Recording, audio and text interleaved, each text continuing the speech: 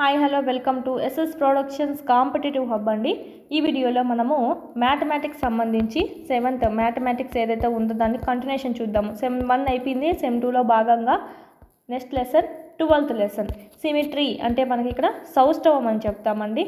Most important ఇది కూడా మనకేమి అంటే అన్ని అప్లికేషన్ క్వశ్చన్స్ అనేటివి ఉంటాయి ఈ సౌష్టవం సంబంధించి. అయితే కనుక మిగతావన్నీ ప్రాబ్లమ్స్ డైరెక్ట్ బిట్స్ ఉంటాయి, కానీ ఇది మాత్రం చూడండి అప్లికేషన్ టైప్లో అడగడం జరుగుతుంది. సౌష్టవం అనేది ఒక ముఖ్యమైనటువంటి రేఖాగణిత భావనగా చెప్పచ్చు.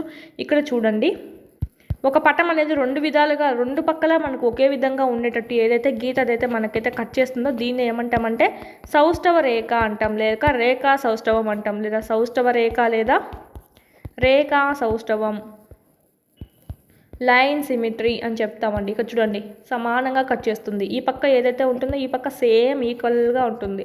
సో అది మనకి అంటే